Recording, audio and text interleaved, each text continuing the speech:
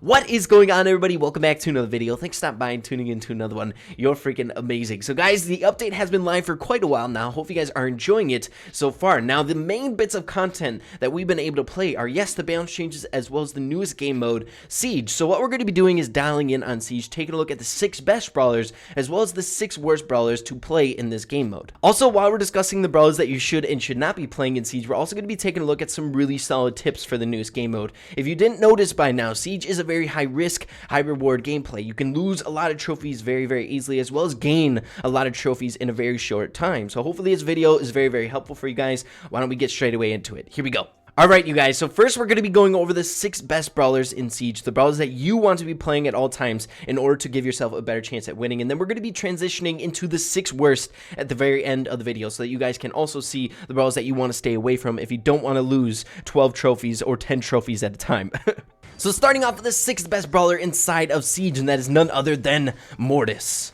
Now, I'm just kidding, you guys. Mortis is actually really terrible in this game mode, but the 6th best brawler is Daryl. Daryl's actually really solid in this newest game mode. He's really good at being an objective-based brawler. He's good at taking out things on the map that need to be taken out for your team. For example, there are a lot of spawnables on team comps that you're going to be going up against, like Nita's bears, or healing stations, or turrets that need to be taken out, and Daryl's really good at that, as well as he has decent health, so he can hide behind walls, heal up, and then go back into battle. Also, another thing to keep in mind about Daryl is that he has really good DPS, and that's going to be an ongoing trait that you're going to be seeing amongst these 6 best brawlers, is that DPS is such an important commodity inside of Siege, because one is really good for taking out your opponents that you're going up against, as well as you need to have that DPS to take out the robot boss once he's pushing in. Once the robot spawns on your enemy team, you want to focus on that they can take it out as fast as possible to avoid as much damage on your safe, and DPS really helps with that. Moving on to the 5th best brawler inside of Siege, and that is none other than Barley, guys, and for a few reasons. Number one, he has really high DPS. Like I said before, DPS is super important in this game mode. He can throw down a super and get a lot of damage off on the robot that is coming in, as well as his super is really good for area control. If you want to be able to control that middle so you can pick up as many screws as possible, that super can come in handy in a lot of different circumstances. Also, another thing that Barley adds to your team is a really good way to take out spawnables. The best thing for this game mode is control, and spawnables are great with control. So the Nita's bears, the turrets from Jesse, the Pam healing stations, Barley is able to hide behind walls and take out those turrets very easily for your team so they don't bother your team as much. So moving on to the 4th best brawler inside of Siege, and that is Nita, guys. Nita is so incredibly good in this game mode because of her control element inside the game. Like I said before, control is everything in Siege. If you happen to control the middle for the entire game and pick up all the screws that you need, your team is going to be the one that's spawning the robots. If you can get back-to-back robot spawns, your team is going to be in really good shape. Another thing that you need to keep in mind about Nita is she's not crazy good at DPS. She doesn't have that crazy burst damage that Pam or Colt has, so she's not incredibly good at taking out the boss. However, I see that it's really important to have like a few brawlers with that DPS, like a Pam or something like that, so that you can take out the boss a little bit quicker. But it doesn't need to be all 3 of your teammates need to have a lot of DPS so you can take out that robot. It's important to have control, first things first. So a good mix would be like 2 brawlers that have pretty dang good DPS and then 1 brawler that's just straight control on your team. So next is the 3rd best brawler for Siege, and that is Frank, guys. Frank is so good in this game mode. Number one, he has a lot of health and pretty dang good range for his health. For maps that have a lot of walls in the middle, he's going to be thriving because he can get in there, dish out a bunch of damage, take some damage as well, but retreat back behind the walls and heal back up and then go back in for another wave. Another thing to keep in mind is that he charges up his super quickly, so he's able to take out multiple enemies and gain control of the middle for your team. He's kind of like the aggro of your team, and again, you want to have kind of like a traditional team comp for Siege. You want to have your middle, your control, somewhat of, think of like a gem carrier team comp. You want to have like a support. You want to have like a mid, and you want to have an aggro on your team, or another support, or mix it up with something else. It's super important so that you can keep that control. But Frank is like your bruiser. He's going to be picking up a lot of kills with the supers as well as the damage that he can put out. Another element about Frank that really comes in handy in multiple situations is his stun element. Yes, you can use it against the enemy enemy team comp to pick up easy kills, as well as you can also use your stun against the robot and the turret. Now this is super important because, for example, if the enemy team builds a robot, it's very strong, you can prolong its progression to your base by stunning it and getting that constant chip damage before it even gets to your base. If you didn't know by now, the robot doesn't gain health while it's leveling up, it just gains speed and damage. So if you're able to take out that robot really quickly by stunning it and swarming on it with your team before it even gets to your base, that is super important, and that's something that Frank can do for your team. And then, like I said before, he's also able to use his stun on the turret, which is so incredibly good if you are pushing the enemy base with the robot.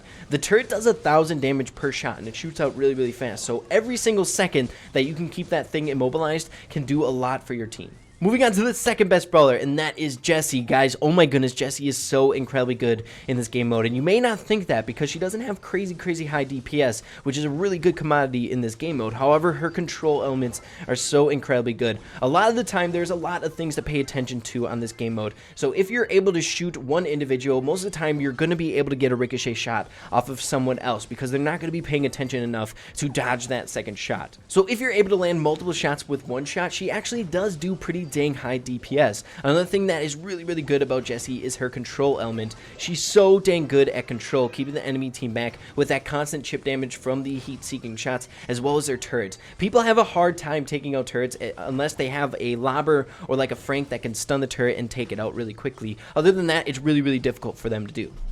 Something to keep in mind about Jessie is she's not crazy good at taking out the boss. She doesn't have that crazy wicked DPS, that bursty DPS. But like I said before, it's super important to have at least one of those brawlers that capitalizes in control. Have the other two brawlers that are good at taking out your robot. For example, the best team comp in this game right now, I feel like for Siege, is Pam, Frank, as well as Jessie. So your Frank and your Pam are going to be those beaters that can take out that robot pretty dang easily. But Jessie's going to be on the forefronts for that control. She's that control unit. Another thing also is if you're shooting at the robot, your shots are going to be heat-seeking around to the enemy team's target. So while you're dealing damage to the robot, you can also deal some damage to the team that's coming in. And the final brawler, the best brawler for this game mode that I recommend you put on every single one of your team comps, maybe you can switch up the other two brawlers, is Pam. Pam is so freaking good in this game mode. She has the whole entire package. She has a lot of health. She has wicked DPS. She has a healing station for that spawnable on the map that sometimes can come into play if you drop it in front of you, and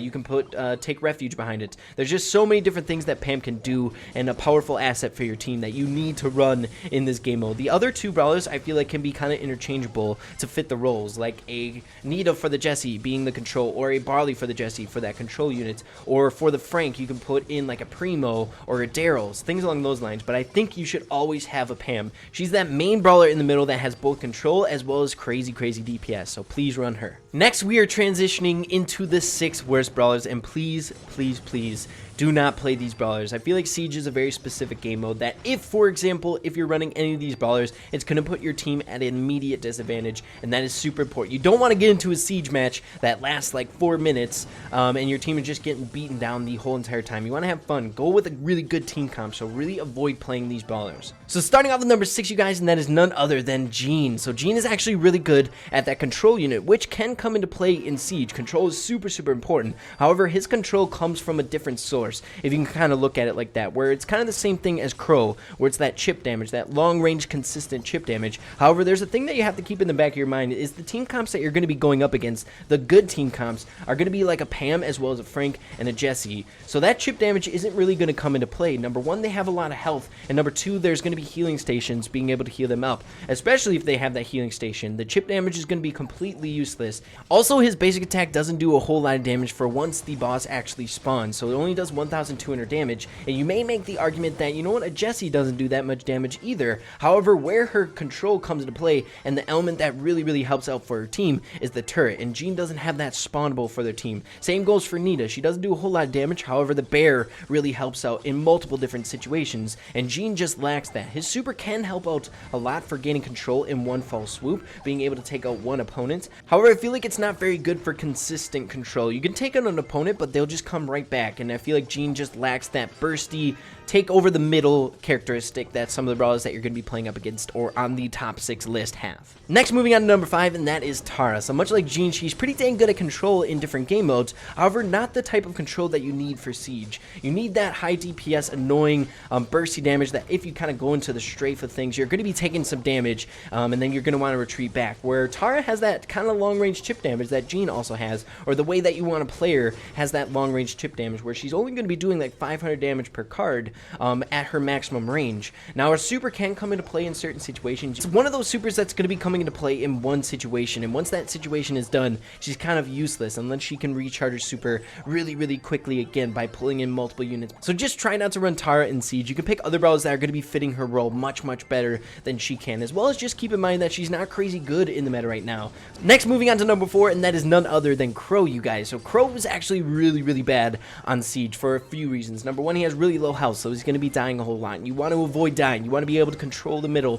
for as long as possible, keeping your presence on the map. Number 2 is he doesn't have a whole lot of high DPS damage where he's able to take out the boss super quick with his team, so that's really important as well. He doesn't have a spawnable to complement that lower DPS in a different way. And then the final thing that really holds him back is the element of his chip damage. That's where he really relies on the most of his damage going out to the enemy team. However, like I said before, you're going to be going up against a lot of spawnables, a lot of high health brawlers in really good team comps like a Pam, and once a Pam has a healing station down, the poison chip damage is completely useless, as well as if you're going up against a Nita, it's really going to be hard to take out the bear, as well as a Frank. Frank has super high health, so he can take a lot of your annoying chip damage. Next, moving on to number 3, the third worst brawler inside of Siege, and that is Poco, guys. Don't run Poco in this game mode. Now, you may be wondering in the back of your head, why is Poco bad in this game mode? Pam and Poco kind of fit similar roles. They both do pretty dang good long-range damage. They're good at healing. Those elements are super good for control, as well as really good in Siege.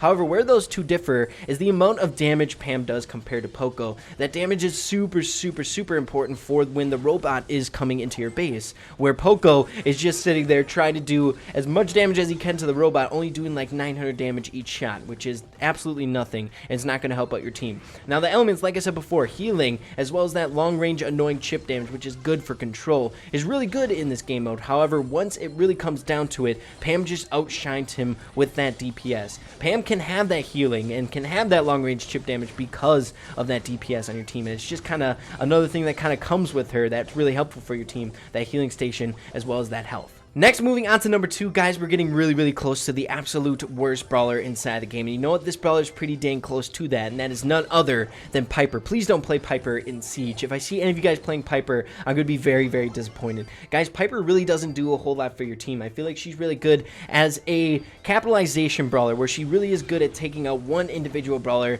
and that is the importance of her. That's where her importance extends to, like in Bounty, picking up a kill. Where this game mode, really what you need is control. You need to be able to hold down where you are on the map. Say you're playing Piper in the mid. It's going to be very difficult to be able to keep control over that middle with Piper because she has really low health. She has pretty high damage. However, the damage per second, when you're actually looking at the amount of time that it takes to reload, isn't that high. She just really isn't that crazy good for your team, as well as she doesn't do that crazy amount of damage to the boss. I just recommend just stay away from Piper, guys. Just don't play Piper in this game mode.